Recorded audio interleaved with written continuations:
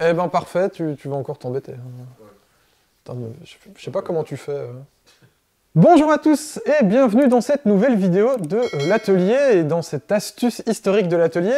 Cette semaine, eh bien, comme on l'avait fait avec les visseuses, dont la vidéo se trouve juste là, n'hésitez pas à aller la voir si vous ne l'avez pas encore vue, on va aussi s'attaquer à un autre outil, un outil indispensable eh bien, à l'ébénisterie. Comme vous l'avez lu certainement dans la description et vous l'avez vu aussi sur la miniature, on va cette semaine se plonger dans les origines du rabot. À ne pas confondre avec Arthur Rimbaud, rien à voir. Ni à Rambo d'ailleurs.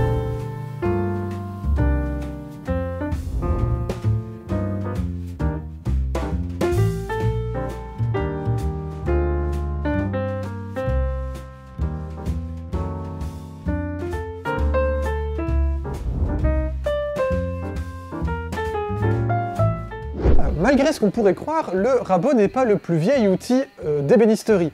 Il va quand même falloir attendre pas mal de temps avant qu'il n'apparaisse. D'ailleurs, pas de rabot chez les Égyptiens. Pour lisser le bois, ils utilisaient tout simplement différentes pierres ponces. Et donc, chez eux, très peu de rainures et de moulures qui sont difficiles à réaliser sans avoir de rabot. D'ailleurs, eh bien, comme beaucoup de civilisations à l'époque, ils utilisaient exclusivement la hache et l'herminette pour réaliser des planches de bois. Les premières traces de rabot nous viennent de certaines colonies grecques au IVe siècle avant Jésus-Christ. On va y retrouver des sarcophages avec des moulures et des rainures qui n'auraient pu être réalisés qu'avec une sorte de rabot. Mais malheureusement, aucun de ces rabots n'est parvenu jusqu'à nous, puisque malheureusement réalisés souvent uniquement en bois, eh bien ils ont très mal résisté dans le temps. C'est chez les Romains et plus particulièrement à Pompéi en 72 avant Jésus-Christ que l'on va retrouver les premières traces de rabots, et on va pouvoir réellement avoir des rabots, puisque Pompéi a permis de conserver quand même pas mal de choses. On en trouve aussi d'ailleurs une dizaine en France, en Allemagne et en Angleterre. Ces premiers rabots ont en général deux poignées horizontales et sont réalisés soit uniquement en bois, soit en bois et en métal. Ces formes de rabots seront même utilisées en Italie jusqu'à la première moitié du XXe siècle. La grosse différence avec nos rabots actuels, c'est surtout qu'il n'y a pas encore de contrefer, mais on est déjà très proche du rabot actuel. Pendant le Moyen-Âge, on a très peu d'utilisation du rabot, et donc très peu d'évolution aussi du rabot, puisque eh bien, les meubles sont beaucoup moins moulurés, on a beaucoup moins de rainures, etc. qui sont travaillées. Par contre, dans le nord de l'Europe, dans les pays scandinaves, là, le rabot va continuer à être utilisé et va donc aussi continuer à évoluer. Et il reviendra en Europe, surtout vers la fin du Moyen-Âge. C'est en effet à la Renaissance qu'on va voir revenir les meubles avec des moulures et beaucoup de sculptures, et donc avec ça, le retour du rabot. Le rabot va donc revenir à l'avant de la scène avec pas mal de sculptures dessus, avec différentes tailles, différents types de rabots. Il garde pas mal par contre la forme des rabots romains, mais on va commencer à avoir des évolutions au niveau des poignets, avec par exemple des cornes qui remontent à l'avant pour pouvoir réaliser une bonne pression sur le nez du rabot. Et d'ailleurs, cette forme avec une poignée à l'avant restera la norme jusqu'au 19e siècle. On peut d'ailleurs voir cette forme sur pas mal de gravures et de dessins, dont d'ailleurs cette gravure d'Albrecht Dürer. Cette forme de rabot va d'ailleurs aussi se retrouver à l'époque sur l'emblème de Jean sans peur. Petit fun fact,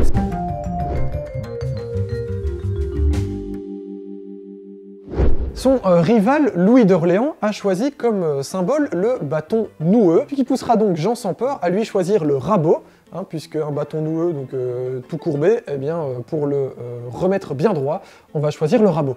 Et donc Jean sans peur aura comme symbole eh bien, le rabot, ce qu'il utilisera dans pas mal de tapisseries, etc. On a pas mal d'images sympas de très beaux rabots. Entre le XVIIe et le XVIIIe siècle, le rabot va assez peu évoluer. Ce qui va changer, c'est sa manière de le fabriquer, puisque à la base, le rabot était surtout fabriqué par l'artisan qui allait l'utiliser. On appelle cela des rabots d'atelier. Et bien à cette époque-là, il y a des ateliers spécialisés qui vont commencer à ne construire que des rabots, qui seront appelés des rabots de fabrique. Cette façon de réaliser les rabots en atelier va donc pousser à une uniformisation de la forme du rabot, eh bien, puisque c'est des ateliers qui vont construire les rabots un peu à la chaîne. Néanmoins, au XVIIIe siècle, on va voir deux inventions majeures qui vont transformer le rabot. Tout d'abord, l'acier fondu, qui va permettre d'avoir des fers de meilleure qualité, plus faciles à affûter et avec une meilleure longévité. Et aussi et surtout le fameux contrefer, qui permettra tout simplement d'éviter à la lame de vibrer lors du rabotage. Après ça, eh bien, l'industrialisation va évidemment pousser les fabricants de rabots à simplifier de plus en plus les formes de rabots pour pouvoir les rendre plus facilement réalisables à la chaîne, et on va tout doucement voir la disparition des rabots d'atelier, remplacés par les fameux rabots de fabrique. En plus, avec l'apparition des machines, on va avoir beaucoup de choses qui étaient réalisées à l'époque à la main avec des rabots qui vont être réalisés avec des machines. Par exemple, dégauchissage et rabotage, mais aussi le toupillage, donc la réalisation par exemple des moulures. Ce qui va faire énormément diminuer le nombre de commandes de rabot. Mais on va avoir quand même encore quelques révolutions, comme par exemple les alliages d'acier, qui vont remplacer l'acier fondu après la Seconde Guerre mondiale. Ces alliages d'acier permettront d'avoir des fers beaucoup plus résistants et avec une meilleure longévité. Mais on verra aussi apparaître les rabots entièrement moulé en acier. Ça va commencer tout d'abord aux États-Unis avec le corps entièrement moulé en acier et uniquement les poignées en bois. Comme on l'avait vu dans la vidéo sur Stanley, c'est Leonard Bailey qui va en s'inspirant de toutes ces évolutions, dessiner des dizaines et des dizaines de rabots moulés en acier, avec surtout énormément de réglages qu'on n'avait pas sur les rabots en bois. Il va donc s'associer, comme on l'avait dit, à Stanley pour mettre ces rabots en vente. Rabots qui à la base étaient beaucoup plus chers que les rabots en bois, mais avec leur multiplication et quantité de demandes, vont finalement très vite les égaler. Et au début du XXe siècle, le rabot en bois connaît une énorme concurrence. Le rabot commence déjà donc à être sur le déclin, mais c'est surtout l'après-Seconde Guerre mondiale qui va lui donner le dernier coup, puisque après cette guerre, le monde a besoin de se reconstruire très vite, l'énergie est à faible coût, par contre la main-d'œuvre, elle, a énormément augmenté, ce qui va donc faire diminuer la demande en travail manuel. On va devoir remplacer tout ce qui est rabot manuel par tout ce qui est machine pour accélérer le travail, et c'est donc le moment où la demande en rabot à bois manuel va énormément diminuer, et voire carrément disparaître. On peut dire que c'est la mort du rabot de qualité professionnelle. À ce moment-là, énormément de sociétés dont la spécialité était le rabot vont disparaître, vont couler. Heureusement, certaines sociétés, comme par exemple Stanley, auront réussi à passer à d'autres outils, à d'autres outillages et à proposer d'autres outillages. Je vous envoie d'ailleurs à la vidéo sur Stanley si vous voulez voir un petit peu comment ils ont pu rebondir. D'ailleurs, entre autres, avec l'invention d'un jeu, d'un jouet. Ça, je vous ramène au short que j'ai fait sur Stanlow, cette fameuse invention de Stanley qui leur permet... Et ouais, oui, c'est comme ça, on fait des liens. Hein. Mais heureusement, petit à petit, le rabot va pouvoir faire son retour. Pourquoi? Tout simplement parce que certains hobbyistes, des gens qui aiment faire du bois plutôt comme hobby et qui ont le temps, comme beaucoup de gens maintenant sur YouTube, ont un peu plus de temps et donc reprennent un peu ce plaisir de travailler avec des rabots et de travailler en silence, tout simplement, parce que les machines c'est bien, mais ça fait beaucoup de bruit.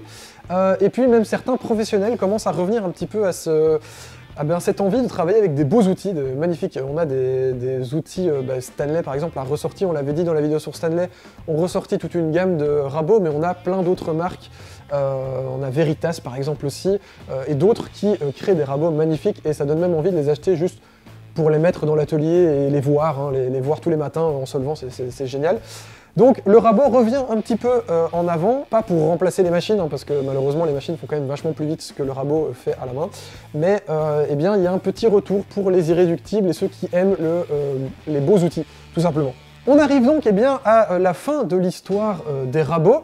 Comme vous l'avez vu, c'est un outil qui a quand même pas mal bougé, évolué, même s'il a gardé un peu cette forme et cette esthétique, elle n'a pas énormément évolué. On a évidemment parlé là de l'évolution du rabot européen et américain.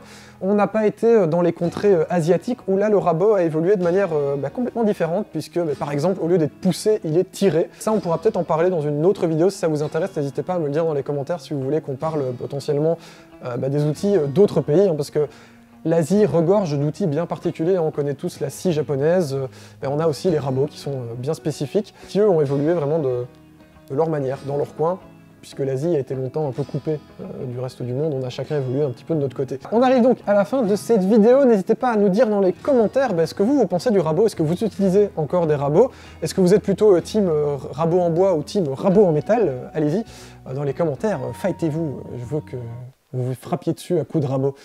N'oubliez pas, mais comme d'habitude, je suis complètement bourré, oui, ici. Allez, je m'en vais. N'oubliez pas de nous suivre sur Instagram, Twitter, Facebook pour être tenu au courant à la fois de la sortie des vidéos, mais aussi et surtout des petits voyages qu'on fait, des petites découvertes que j'ai fait, des petits partages, voilà, parce que on a un peu une communauté aussi. N'hésitez pas d'ailleurs à compléter cette communauté si vous ne faites pas encore partie, abonnez-vous à la chaîne, vous êtes les bienvenus, faites-vous plaisir. Je vous rappelle aussi qu'on a un Utip si vous voulez aussi nous soutenir d'une autre manière, soit en achetant des jolis pulls, des jolis t-shirts, soit en tipant simplement de temps en temps. Si vous avez la possibilité, l'occasion, n'hésitez pas, les liens sont dans la description. mais tout simplement en partageant cette vidéo, ce serait déjà vraiment génial, et en vous abonnant à la chaîne tout simplement. Merci d'avoir suivi cette vidéo jusqu'au bout, et j'espère qu'elle vous a plu. Tchuss les ateliers Rance.